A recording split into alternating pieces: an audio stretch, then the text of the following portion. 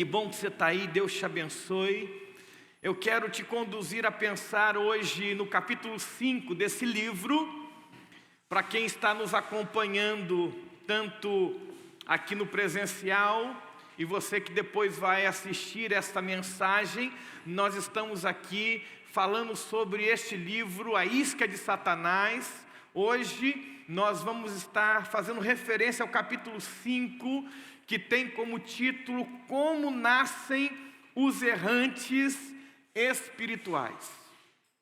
Quem são os errantes espirituais que o texto está sugerindo e que nós vamos refletir? Eu quero que você esteja bem atento a tudo que Deus vai falar ao nosso coração. Quem são estes errantes? São aqueles que permitem que a semente da ofensa seja semeada no seu coração.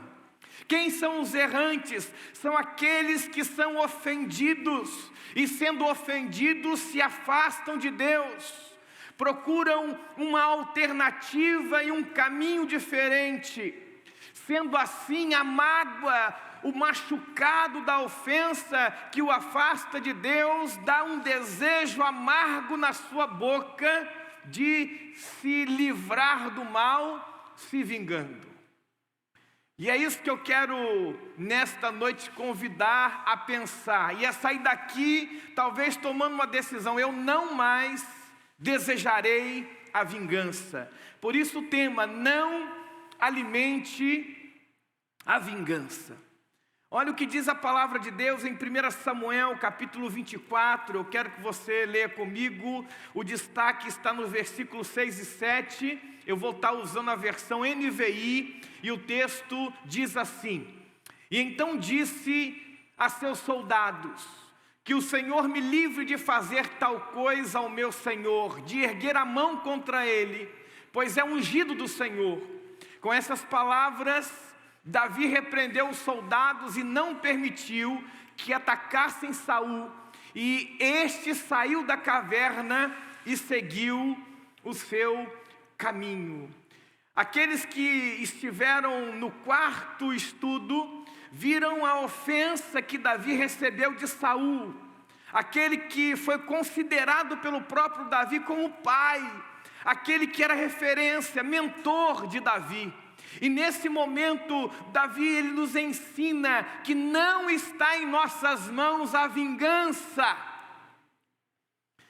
E parece que este assunto que foi falado há tanto tempo atrás é muito atual e até hoje nós não conseguimos lidar e nem compreender como podemos vencer esta ação que muitas vezes corrói o nosso coração. Então pense comigo.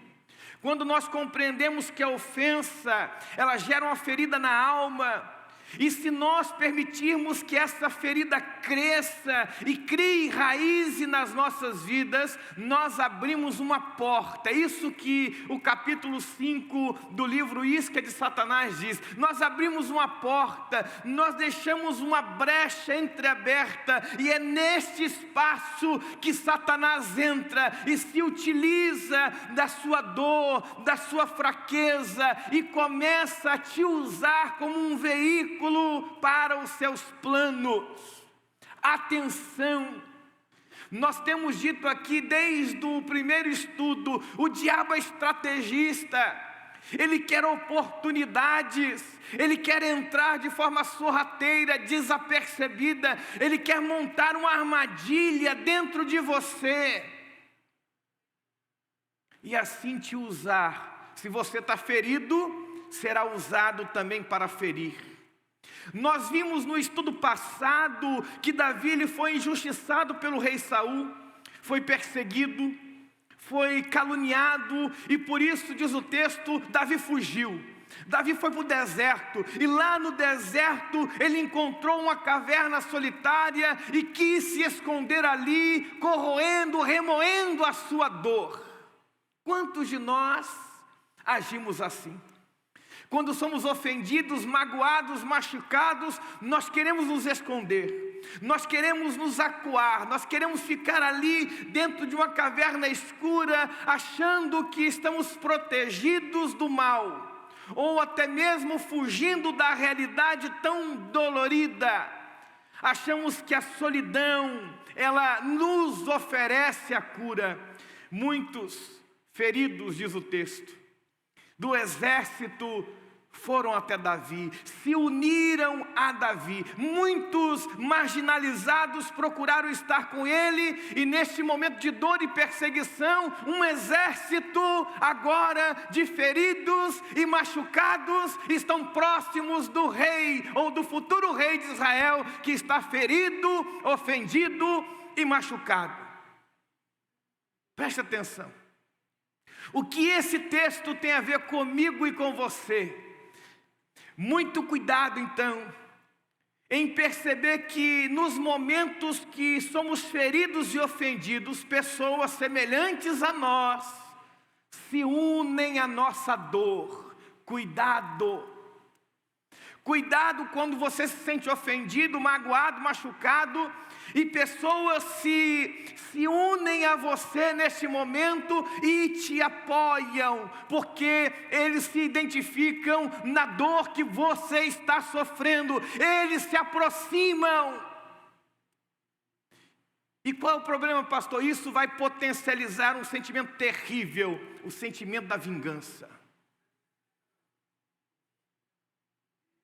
Alguém te machuca, alguém te faz sofrer, e logo alguém chega junto de você e diz assim: olha, você tem o direito de se vingar. Ele não poderia fazer isso com você. É quando uma esposa briga com seu marido, um problema familiar, aí uma amiga diz: ele não merece você. Realmente você deve deixá-lo. É melhor você procurar outro que possa resolver os conflitos que você tem tido com ele, e vice-versa, está entendendo? É na dor, é no sofrimento que potencializam essa dor, para que nós sejamos impedidos de ver os planos de Deus. Quem está entendendo aí, diga amém. Está entendendo, irmão, como o diabo é estrategista? Isso é uma realidade, é corriqueiro. Eu já vi isso diversas vezes na minha vida, e eu não compreendia que isso é uma estratégia, uma armadilha, uma isca de Satanás. Então preste atenção. Não se apoie em pessoas que se identificam com a sua dor. Você pode cair no engano. Sabe qual é o engano? Da autojustificação. É verdade, eu mereço me vingar. É verdade, ele não tinha direito de falar essas palavras comigo. Você conhece pessoas assim?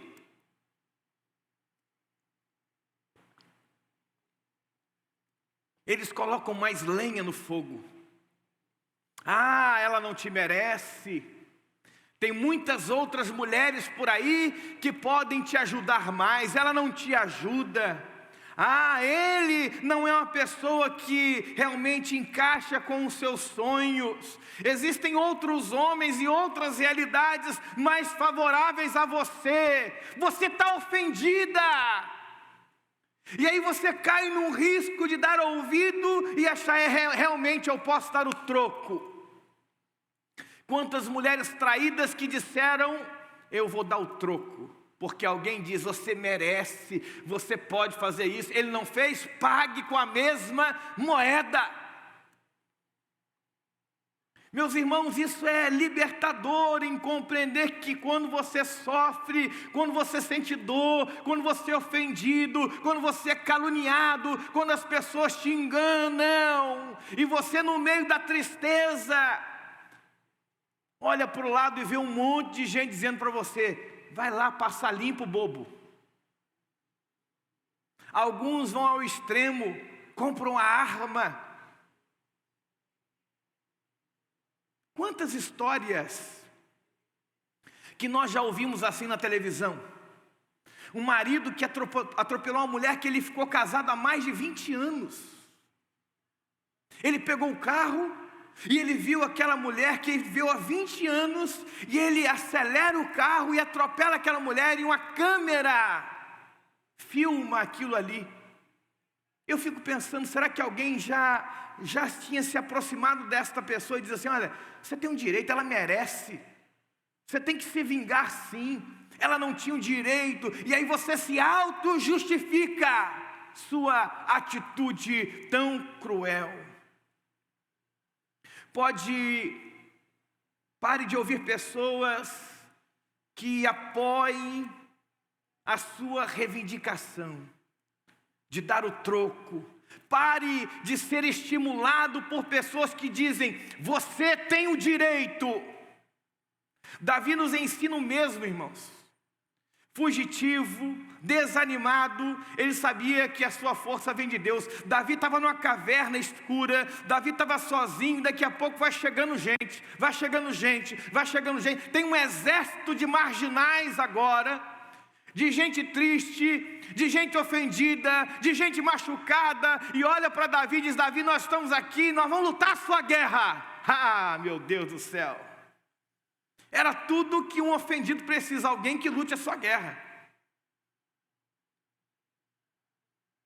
É assim que acontece os complôs, é assim que acontece as ações, muitas vezes familiares. É um cunhado que briga com alguém, daqui a pouco outro se une com ele, e aí cria um complô dentro da família, e uma divisão acontece, porque alguém identificou com a dor de alguém. E identificando com a dor, em vez dele ajudar a cura, ele potencializa aquela dor para que a desgraça aconteça. Mas Davi, ele nos dá uma lição linda. Davi, ele seguiu o caminho contrário da ofensa.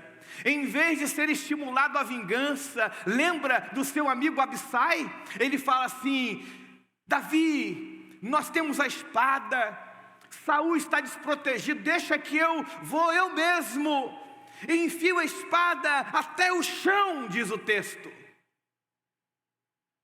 Olhe bem, ele potencializa a dor de Davi, ele fala tudo aquilo que Davi talvez queria ouvir. Realmente, Saul não merecia ser rei, Saul não merecia estar com a coroa na cabeça, e Abissai é amigo de Davi, não é inimigo não, é uma boa pessoa. Mas só que ele se identifica com a dor de Davi, e em vez de ajudar Davi a ser curado, ele potencializa a ofensa que Davi tinha recebido. Olhe bem, irmãos, Davi não ouve, Davi não dá brecha para o diabo entrar na vida dele. Eu percebo que se nós olharmos esse texto de relance, a gente não percebe as nuances. E aí o que eu aprendo, e eu quero que você aprenda nesta noite: se Davi seguiu o caminho contrário da ofensa, ele não foi estimulado a vingar-se, mas ele nos ensina, ele foi estimulado por Deus a honrar um rei que não merecia honrar. Está entendendo? Isso é bom para os filhos, né?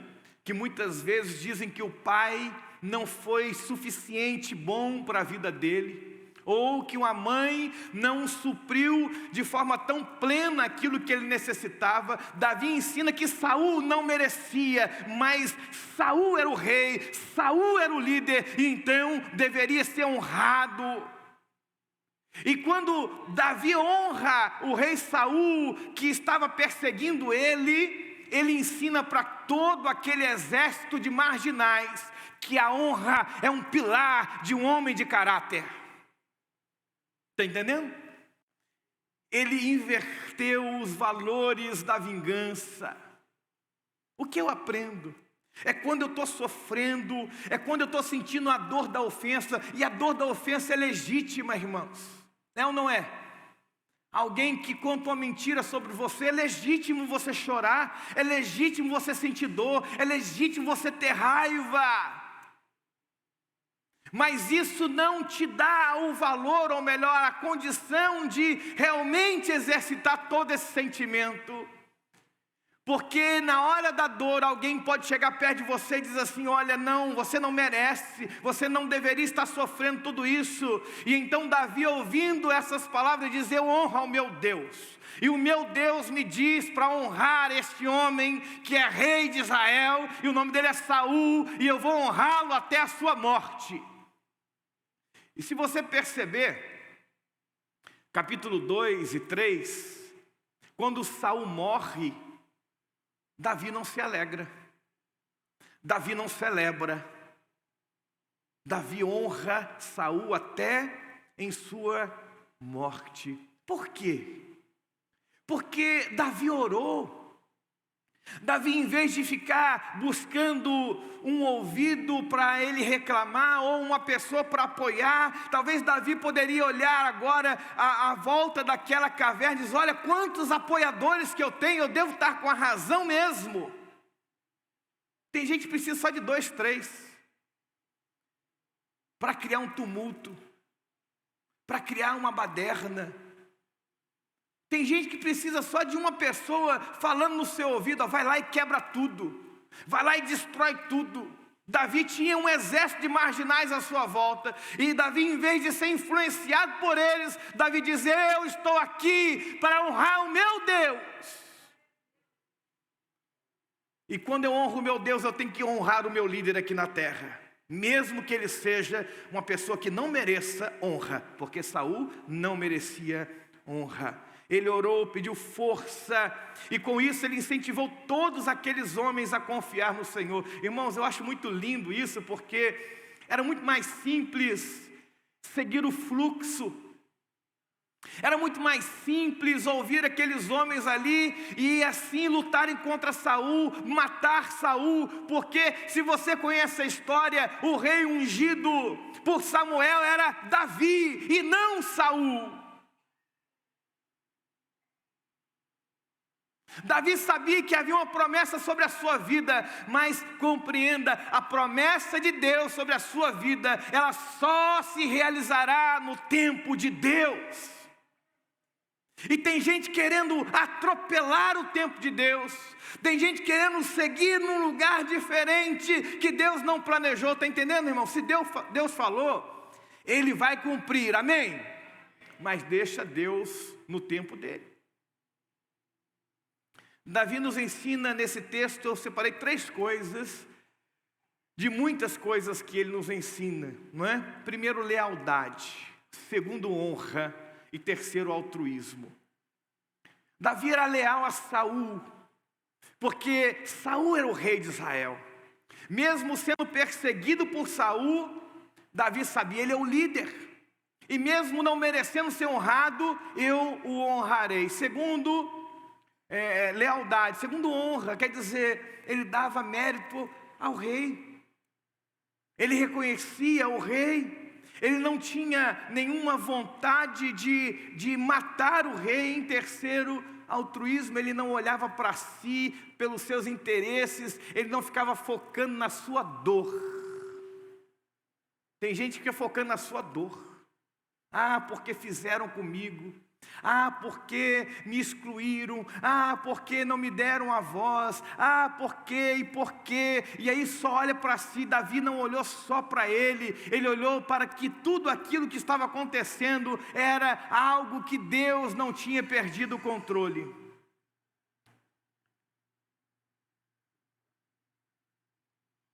Davi foi provado. Deus prova Davi nesse tempo. Presta atenção, eu e você muitas vezes oramos por coisas grandes. Nós queremos receber uma cura, nós queremos fazer que um empreendimento aconteça, nós queremos muitas vezes ministrar no poder de Deus através dos dons espirituais, mas quando nós somos provados, nós mostramos para Deus que ainda não é o momento. Davi está sendo provado aqui, o seu caráter nesse momento é aprovado por Deus, para ser um homem segundo o coração de Deus. Ele se opõe ao estilo da vida de Saul, ele não é igual a Saul, ele não age como Saul, e ele permite que Deus estabelecesse na vida dele um trono de justiça para sempre. Davi não deu lugar à vingança. Qual é o sentimento da dor? É fazer que o outro que te fez sofrer também sofra. Qual é a ideia da vingança? É dar o troco daquele que te feriu e te machucou. Então Davi, ele abriu mão de se vingar. Ele sabia que essa não era a ação de Deus, não estava relacionado no expediente de um filho de Deus. Olha o texto de Romanos 12, 9. Eu creio que isso nos ensina muito. Quando Paulo fala à igreja de Roma, o amor deve ser sincero. Odeiem o que é mal e apeguem-se ao que é bom. Vocês lembram naquele momento que Davi mostra para Saul que ele teve a oportunidade de matá-lo, mas ele não matou? Ele pegou um pedaço do manto de Saul e mostrou, falou assim: meu rei, meu senhor, meu pai, eu não tenho nada contra ti. Por que Saul perseguia Davi? Porque Saul tinha inveja de Davi. Saul tinha ciúmes de Davi. Saul não conseguia ver o sucesso de Davi e por isso perseguia ele. Olha para mim aqui. Você talvez não entenda, não é? No trabalho, na família, infelizmente até na igreja, isso acontece. O ciúme gera a perseguição. O ciúme gera a inveja. O ciúme gera a inimizade e a separação. Mas Davi diz para Saul: eu amo.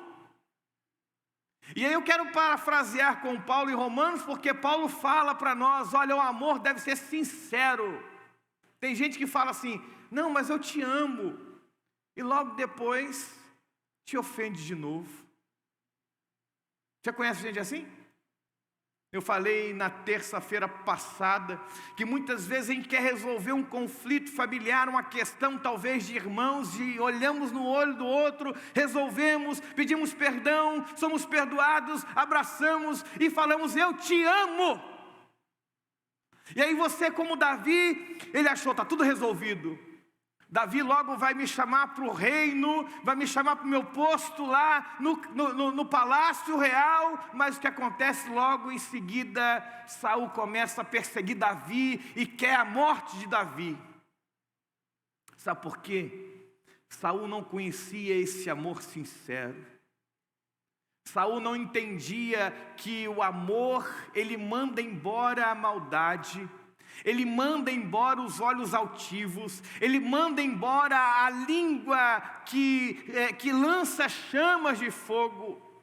É isso que o texto nos ensina. Mas há um ponto positivo que você e eu temos que entender. Então, pastor, como vai ficar isso? A pessoa ofende, a pessoa machuca, a pessoa vive deixando um rastro de destruição por onde passa e vai ficar assim por isso mesmo? Não, irmão. A Bíblia diz que a vingança é de quem? É de Deus. Você falou aí. A vingança é do Senhor. Sendo assim, nós não deveríamos entrar nesse mérito, porque quem luta as nossas guerras sempre será quem? Deus. O que tinha no coração de Davi? Uma confiança de que o poder de Deus, o Senhor das batalhas, aquele que nós cantamos, Jeová, o seu cavaleiro, ele iria na frente e iria batalhar por ele, e a guerra já estava vencida. Aleluia! Para de ter medo daqueles que te perseguem, daqueles que te ofendem, daqueles que te caluniam. Não se defenda, não guerreie contra eles, deixa o teu Deus, Ele é poderoso, Ele é guerreiro de vitória. Quem está entendendo, diga amém. Está entendendo, irmão? É isso que o texto está dizendo. Diz aqui: a vingança pertence ao Senhor, é dele, não é mérito seu. Quem luta as nossas guerras é o Senhor. Mas pense comigo, sabe quantos anos Saul perseguiu Davi? Você leu o capítulo 5? 14 anos. Meu Deus, é muito tempo. Eu creio que todo mundo aí no trabalho já teve problema assim, né? Daquela pessoa que você não fez nada contra ela, mas ela acha que você ri demais, que você é bonzinho demais.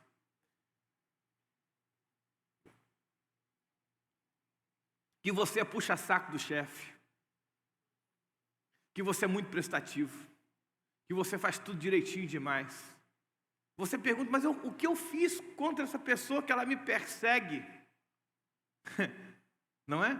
Já pensou 14 anos numa mesma empresa, alguém te perseguindo todos os dias? Miseriqueima, né?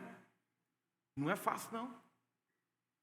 Mas Davi, em 14 anos, honrou o seu Deus. 14 anos Davi foi perseguido, mas Davi, ele honrou o seu Deus. Ele não duvidou: diante de mim vem o Senhor.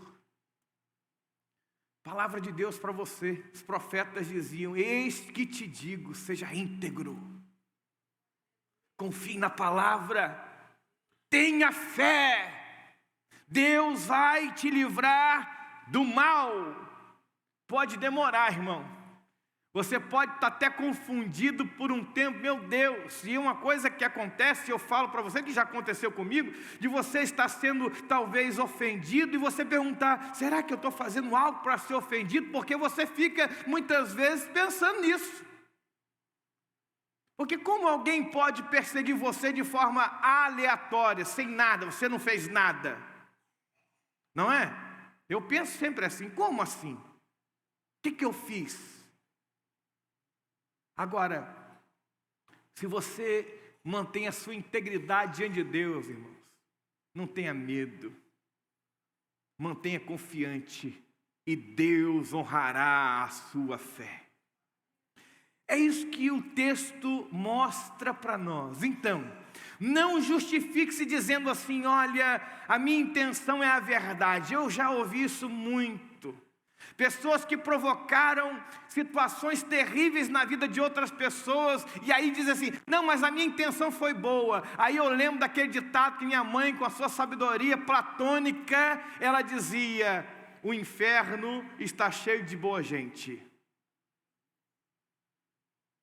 o cemitério está cheio de boa vontade. Tem gente que se apoia, se auto-justifica, dizendo: não, mas a minha intenção é boa. Que intenção é esta? De revelar a verdade, de falar aquilo que você supostamente acha que é a verdade, e destrói um casamento, destrói um ministério, destrói uma amizade. Você já viu pessoas dizendo isso? Não, mas é em nome da verdade. Verdade de quem? Se não edifica, se não promove ninguém, se não aponta o caminho da salvação, verdade de quem? Então não se justifique. João 14,6 diz que a verdade nos liberta. A verdade é a que nos liberta. Verdade não promove guerra. Verdade não divide pessoas, verdade não atrapalha casamentos, verdade não destrói amizades, verdade liberta e não nos conduz a ferir de forma mortal, provocando mais tristeza. E então eu faço uma pergunta, claro, olhando para o texto, o capítulo 5, então como Deus pode usar líderes corruptos? Como Deus pode usar Saul? Como Deus pode usar um rei assim? E se você estudar os reis de Israel, é um pior do que o outro. Como Deus pode usar um pastor em pecado? Como Deus pode usar um diácono cheio de situações complicadas para resolver, um líder de célula? Como Deus pode usar? Eu faço essa pergunta porque como Deus podia usar Saul como rei de Israel, como ele deixou que essa maldade do rei Saul oprimisse o seu servo Davi? Porque Deus permite que homens ruins liderem o seu povo? Você já fez essas perguntas? Deus trabalha no nosso caráter, irmãos. Eu acho que isso é o mais importante aqui nesse capítulo. Deus trabalha no nosso caráter nesse tempo. E não é por causa, aprenda, não é por causa das corrupções de homens que a promessa de Deus falhará. Muitas vezes nós, como aquele pastor, aquele líder, aí a gente começa a falar de um monte de pecado. Um dia eu vi, tem um pastor que eu não lembro o nome, nem quero lembrar, que ele fala os pecados dos pastores. Talvez você até conheça o nome dele, não precisa falar para mim não quero saber. E então ele vai lá para o Facebook, para o Instagram, ou para qualquer rede social, ele começa a listar os pecados. Quem é ele? Em nome de quem ele faz isso? E há muita gente que segue para ouvir a miséria, a desgraça. Parece que o terror, parece que a notícia ruim, ela é agradável ao ouvido das pessoas. Milhares e milhões de pessoas ficaram nessa semana vendo os destroços do avião da Marília Mendonça. E outros oportunistas colocaram ainda, olha a queda do avião, olha a sei lá o que do avião, a janela do avião. Não é? As pessoas aproveitam a miséria, a desgraça, a tristeza, a dor e promovem isso. Fake news, que é notícia falsa, rende milhões e milhões e milhões e bilhões no mundo, porque você consegue clicar ou puxar uma notícia falsa e não ouvir e nem entender uma boa notícia de verdade, porque uma notícia falsa te chama a atenção. Então nós somos mais levados pela mentira do que pela verdade. E então quando nós destruímos alguém, nós falamos, não, mas eu fui guiado pela verdade. Isso é isca de Satanás, é mentira. Deus trabalha o nosso caráter nesse tempo. Não é por causa de homens que a igreja é o que é. A igreja não é por causa do seu pastor, por causa dos seus líderes. A igreja é o que é por causa do poder de Deus. Deus nos ensina e nos corrige, irmãos, através de pessoas equivocadas que andam distante de Deus. O tempo que eu mais aprendi foi quando eu andei do lado de pessoas equivocadas. Que eu tinha que ser liderado por pessoas que estavam enfurnadas em pecados.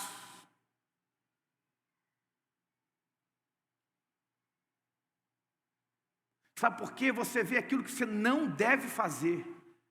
Você olha para aquilo que você não deve ser.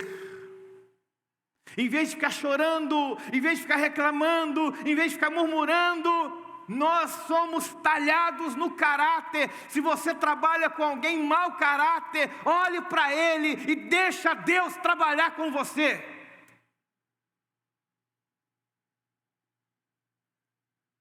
Eu olho para o capítulo 2 e 5 de 1 Samuel, eu estou caminhando para o final.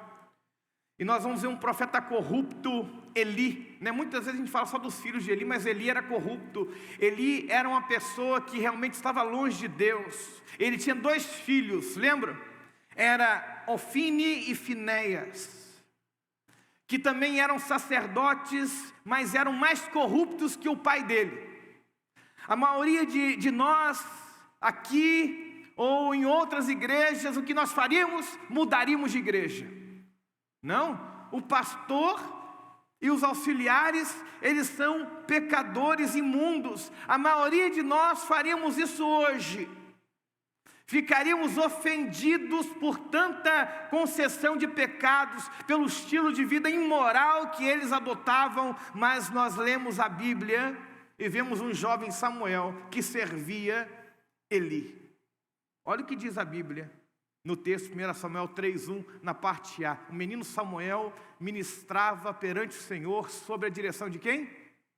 De Eli.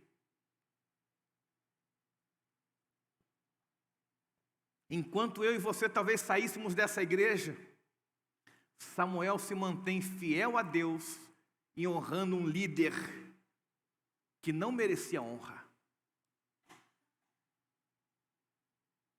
Isso resgata um princípio de honra dentro da igreja, dentro da família. Tem adolescente que fala comigo, meu pai, meu pai, meu pai. Eu falo, honra o teu pai. A Bíblia não diz, se seu pai for bom, se o seu pai te der mesada, se o seu pai for crente, não. A Bíblia diz, honra seu pai. Princípio da honra. É honrar. É dar honra, é dar aquilo que ele merece. Honra. A corrupção dos líderes tem também feito adverso. Aí eu queria que vocês entendessem. Não é simples assim.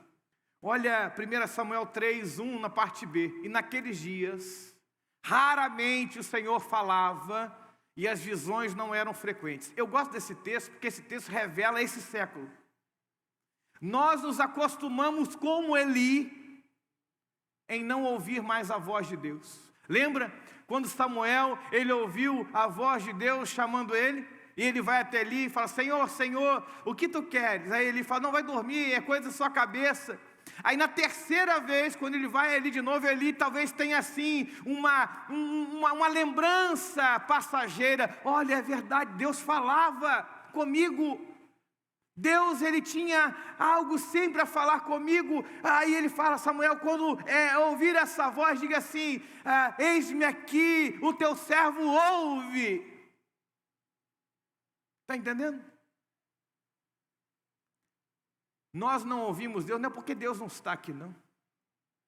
Nós não vemos os seus milagres, o seu movimento sobre nós, não é porque Deus não quer agir agora no século 21, não. Não é isso. Eu cresci ouvindo isso. Não, hoje Deus não quer mais fazer milagres, porque Ele já fez muito, está cansado, né? Eu creio que Deus já entrou no INSS do céu. Não, hoje não é mais preciso que a igreja flua nos dons espirituais, porque isso já foi para o tempo. Foi quando a igreja era incauta, a igreja era ali, não é? Era primordial. Não. A falta, na verdade, está relacionada porque nos afastamos de Deus, e quando nós nos afastamos de Deus, raramente ouviremos a sua voz. Deus estava distante dos profetas, Deus estava distante dos sacerdotes, a lâmpada de Deus estava apagando no templo, mas Samuel não foi procurar outra igreja. Eu acho interessante. Nós vivemos um período onde as pessoas, se não gostam, por exemplo, a minha palavra está sendo dura, eis que palavra dura, pastor. Aí eu vou procurar uma palavra. Eu vou procurar um lugar, um espaço que acomode a minha visão de Deus, a minha visão estética, né? Porque também hoje, não é? E a pessoa fala assim, não, eu vou sair da sua igreja. Quando fala que vai sair da igreja, mas ela te ama. Ama nada, irmão, se amasse não sair da igreja. É um papo sem conexão. Não, eu te amo. Como pode amar? Não tenho nada contra você. Então por que você não fica? Sabe por quê? Porque as minhas vontades já não são mais acolhidas. As palavras já não são mais aquelas que eu quero ouvir. A estética já não mais assessora o meu ideal de ser um cristão ou qualquer outra coisa. Samuel, ele não muda de igreja. Samuel continua ali, procurando um lugar para adorar, procurando ser fiel ao Senhor. Deus estava distante dos sacerdotes, Deus estava distante dos profetas, a lâmpada de Deus estava apagando no templo, mas Samuel não foi procurar outra igreja para adorar, e nem um ancião para expor os problemas da igreja, né? Tem gente que faz isso, né? Samuel não chamou os anciãos ali do templo, disse: olha, eu vou contar os pecados de Eli, os seus filhos estão andando com outras mulheres, em nome da verdade, né? Então, o nome da verdade, destruiu o ministério de Eli. Samuel não destruiu o ministério de Eli.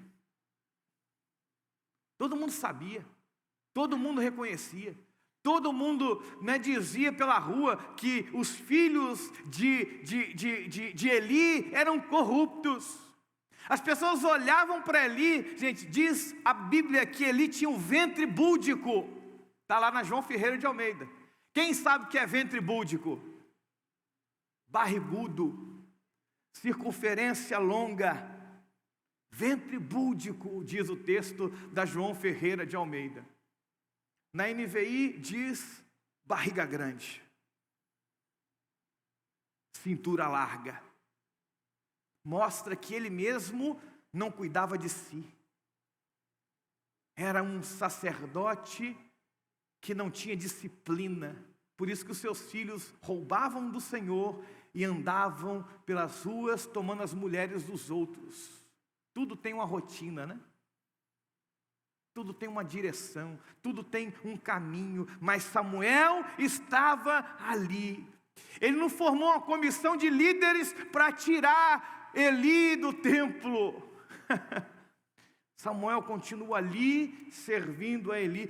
Aí você vai falar: pastor, mas que loucura é isso? Loucura para nós do século 21, que já não confiamos mais em Deus, achamos que a obra se realiza através da nossa força, através da nossa atividade, e não da ação do Senhor. Meu irmão, Deus, Ele sabe de tudo, Ele está no comando de tudo, e Ele tem poder nas suas mãos.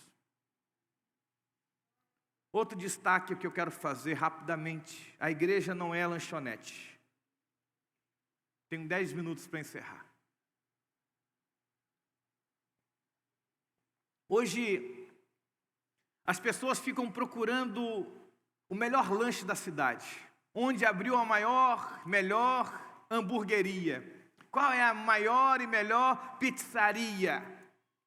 Da mesma forma fazem com a igreja, abandonam a igreja logo que vem, primeiro, alguma coisa errada na liderança. Em vez de enfrentar as dificuldades e manterem a esperança, eles fogem, correm do conflito. Você não deve permitir que a ofensa te leve para longe de Deus, porque existem milhares e milhares de pessoas que dizem assim: olha, eu não estou longe de Deus não, eu só estou longe da igreja. Mas é impossível se aproximar de Deus se nós não estivermos na congregação dos justos, acolhidos e acolhendo. Você não deve permitir que a ofensa te afaste. Sirva ao Senhor como Samuel. Tem dias que não vão dar certo, tem coisas que vão dar errado. Continue sendo fiel, seja íntegro, confie no Senhor. E se você sair da igreja, siga as orientações da Bíblia. Coloca para mim, Graça. Olha que lindo. Isaías, o profeta, fala no capítulo 55, versículo 12: vocês sairão em júbilo e serão conduzidos em paz. Os montes e colinas irromperão em canto diante de vocês, e todas as árvores do campo baterão palmas. Se sair, irmão, saia em paz, saia em celebração, saia demonstrando que a glória do Senhor está na sua vida.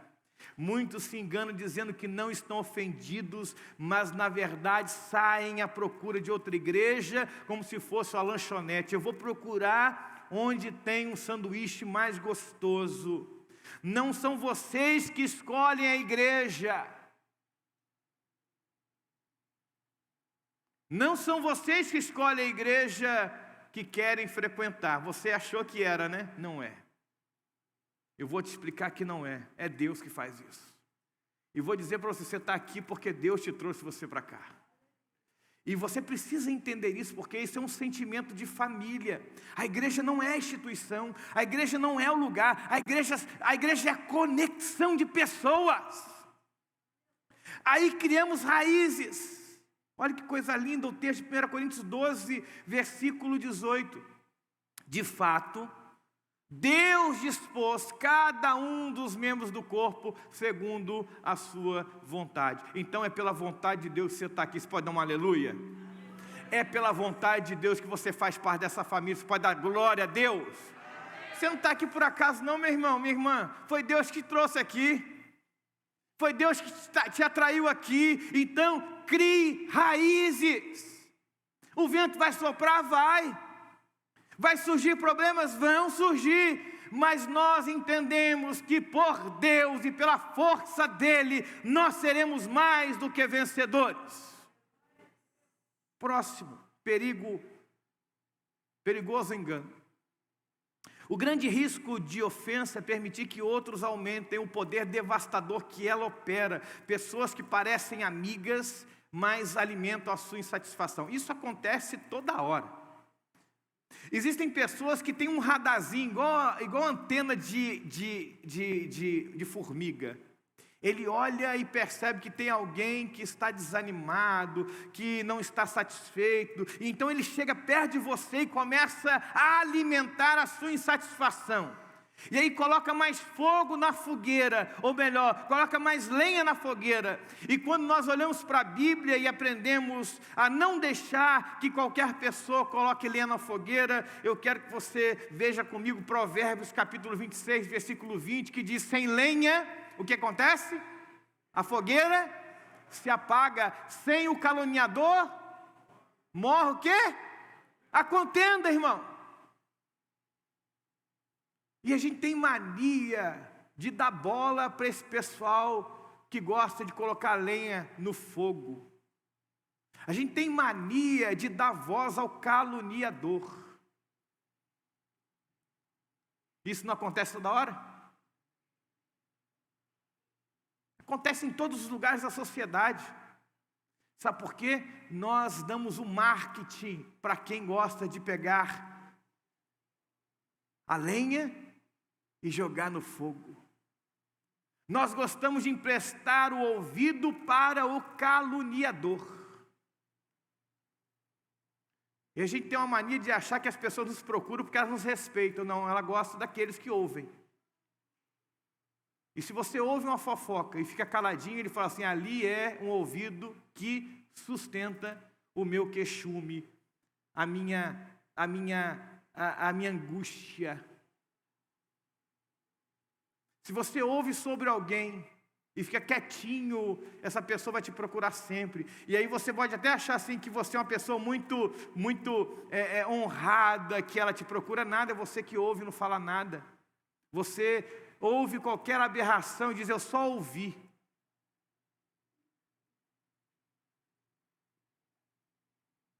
A partir do momento que você falar assim: olha, eu não quero saber de notícias de outras pessoas que não estão presentes, ele nunca mais vai te procurar. Nunca mais. Um fofoqueiro gosta de um ouvido passivo. E vai sempre te procurar. Vai dizer assim ainda: não, porque você é um líder. No trabalho vai fazer, porque você é referência no trabalho. Na família vai falar, não, porque todos na família te respeitam. Isso é cilada. É isca de Satanás, é um engano. E quando você está fora da vontade de Deus, você nunca será bênção, nem será auxílio para nenhuma igreja, nenhuma. E quando você está fora da vontade de Deus, até os bons relacionamentos ficarão estremecidos. Por último, os que são plantados florescerão. E eu queria que você saísse daqui em nome de Jesus com essa palavra. Você foi plantado. Você não foi jogado de qualquer jeito, você foi plantado para a glória de Deus. Você vai dar muito fruto. Precisamos criar raízes. A comunidade que nós estamos inseridos aqui, esse lugar, ele nos proporciona criar raízes. E isso é possível se formos plantados por Deus. Estes florescerão. Olha o que diz Salmo 92, 13. Plantados na casa do Senhor, florescerão nos átrios do nosso Deus. Não tem como, se você é plantado por Deus, você vai dar bom fruto, você vai ser bênção, você vai alcançar pessoas, você vai edificar a igreja, você vai trazer a alegria por onde você passar. Se não fugíssemos tão rápido da resistência espiritual, o nosso sistema de raiz teria uma chance de se tornar mais forte e profundo. Sabe qual é a primeira coisa que a gente faz quando enfrenta a dificuldade? A gente quer fugir, igual Davi fugiu. A gente quer correr. Estou falando que eu quis correr. Eu quis fugir. Porque falar é mole, né, gente? Falar que tem que enfrentar, ser vitorioso. Agora, enfrentar a luta, a questão, o problema, aí já é outra coisa. É ou não é? É outra coisa. Viver na pele a dor, a indignação, aí é outra coisa. Mas uma coisa é certa, olha para a Bíblia, olha para Deus, e Deus fala para nós, vamos resistir, e quem resiste produz raízes fortes, aleluia! Eu gosto de aleluia. Gente, raízes fortes. Eu sou de uma cidade praiana, e toda cidade praiana gosta de plantar coqueiro, né? E é uma verdade, diz que quanto mais venta e mais inclina e mais entorta, pressiona o coqueiro, mais fortes as suas raízes ficam. Sabia disso?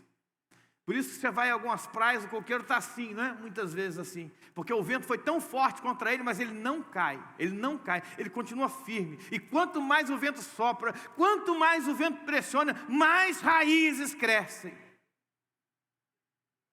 Pode ventar, irmão, que eu não vou cair, minhas raízes são fundas. É isso que Deus quer que você entenda. Pode ventar, mas você vai continuar de pé. É isso que Deus fala para nós. Não fuja, encare, deixa as suas raízes ficarem profundas. E então os frutos vão crescer, maduros, numerosos, doces aos olhos de Deus, palatáveis para Deus e também para os homens. Nós temos que ser árvores maduras, nas quais o Senhor tem prazer, em vez de sermos árvores sem frutos. Olha o que diz Lucas 13, 6, 9. Então contou a parábola, um homem tinha uma figueira plantada à sua vinha, foi procurar fruto nela, não achou nenhum, por isso disse ao que cuidava da vinha, já faz 3 anos que venho procurar fruto nessa figueira, e não acho. Corte-a, por que deixá-la inutilizar a terra? Respondeu o homem, Senhor, deixa-a por mais 1 ano, e se eu cavarei ao redor dela, adubarei, e se der fruto no ano que vem, muito bem, se não, corte-a. Você não é árvore que só tem folha não, meu irmão. Porque a árvore que só tem folha não produz fruto, e a árvore que não produz fruto não tem valor. Eu estou caminhando para o final. Eu queria que você ficasse muito atento a essas últimas palavras. Vamos pensar na realidade que esse texto fala para nós, de sermos plantados de Deus e desenvolvermos raízes profundas e fortes para enfrentar os dias ruins. Eu separei aqui 3 textos bíblicos. O primeiro, Salmo 1, de 1 a 2. Você conhece muito bem, não é? Vamos tentar ler junto aí? Como é feliz aquele que não segue o conselho dos ímpios, não imita a conduta dos pecadores e nem se assenta na roda dos zombadores. Ao contrário, sua satisfação está na lei do Senhor, e nessa lei medita dia e noite. Raízes. Ama a palavra de Deus, ama as coisas de Deus, tem desejo de ouvir o Senhor. Salmo 119, versículo 165. Você lê comigo? Os que amam a tua lei desfrutam paz, e nada há que os faça tropeçar. Então, quem ama a palavra, quem anda na lei do Senhor, este é firme, este não permite que nada o desvie do caminho. Último texto, volto no Salmo 1, versículo 3. Vamos juntos? É como árvore plantada à beira de águas correntes, dá fruto no tempo certo, e suas folhas não murcham. Tudo o que ele faz, prosperará. O crente que tem prazer na palavra de Deus, em meio à diversidade, ele evitará ofender-se. Não vai ficar ofendido, não vai ficar entristecido, machucado por qualquer coisa. Assim aprendemos o que Jesus estava falando na sua parábola, e eu finalizo a minha palavra com essa parábola. O texto de Marcos 13. Eu creio que você vai entender mais como eu entendi essa parábola agora. Outras, como a semente lançada em um terreno pedregoso, ouvem a palavra e logo recebem com alegria. Todavia, visto que não têm raiz em si mesmas, permanecem por pouco tempo. E quando surge alguma tribulação ou perseguição por causa da palavra, logo abandonam. Você conhece tanta gente assim, não é? O que falta aí? Raízes. Ao primeiro momento de dor, de luta, de tempestade, abandonam. Deus te trouxe aqui para que você construa raízes. E para que isso aconteça, ame o Senhor de todo o seu coração. Amém? Você pode se colocar de pé em nome de Jesus. Quero orar por você. Talvez as palavras que eu falei aqui hoje tocaram em algumas questões que são da alma. Feridas, machucados, ofensas. Talvez uma sensação de dor que um líder talvez provocou, que um pai, uma mãe, um amigo, um irmão, alguém da família tão próximo, pessoas que talvez eram tão referência para você. Mas eu quero dizer para você nesta noite, em nome de Jesus, deixa Deus te curar. Não queira se vingar, não queira pagar com a mesma moeda. Agora, olha para mim aqui, em nome de Jesus, não fica ouvindo as pessoas que dizem para você: você tem que se vingar, você realmente foi ofendida, ofendido, fizeram uma injustiça com você. Creia em Deus, peça força ao Senhor, e Ele te dará vitória. Não fica pensando assim: mas então, e a pessoa que me feriu? Deus cuida de você agora. E a pessoa que me ofendeu, Deus cuida de você agora. E seja livre em nome de Jesus. Deixa os frutos crescerem, seja uma bênção. Se Deus tocou no seu coração, ora comigo agora. Ó Deus, em nome de Jesus, não há ofensa, não há dor, não há palavra de maldição que tenha autoridade sobre a nossa vida. Nesta noite, nós declaramos que o meu coração, que o nosso coração, que a nossa vida pertence ao Senhor. Deus de poder, encha-nos de força. Deus de poder, nos dê autoridade para vencermos. Deus de poder, que nos dá raízes para vencermos toda a oposição, toda calúnia, toda ofensa do diabo. Nós declaramos nesta noite: não cairemos na armadilha de Satanás, não cairemos na isca de Satanás, porque honra, glória e poder pertence ao Senhor, e nós recebemos a tua bênção em nome de Jesus Cristo. Amém e amém. Deus te abençoe. Dê uma salva de palmas bem forte aí, para a glória de Deus. Aleluia. Amém.